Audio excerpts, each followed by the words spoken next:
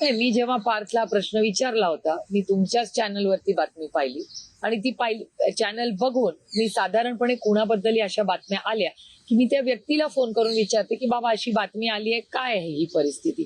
तेव्हा पार्थला मी फोन केला होता सकाळी आणि मी असं म्हणले होते, तो मला म्हणला आत्या मी काही चुकीचं केलं नाही, मी तुम्हाला नंतर समजून सांगतो काय झालं.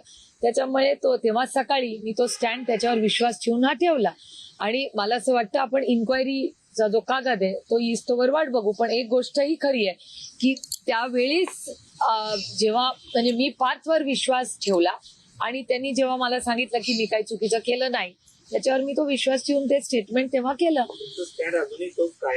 मला असं वाटतं की आपण ज्या मुलांना जन्मापासून पाहिलेलं आहे त्यांच्यावर आमच्या घरातले संस्कार हे झालेले आहेत. त्यामुळे माझा विश्वास आणि अपेक्षा माझी आमच्या घरातल्या प्रत्येक मुला आणि मुलीकडून अपेक्षाही आहे की त्यांनी कुठलंही काम ते करणार नाहीत आणि करूही नाही इथून पुढेही.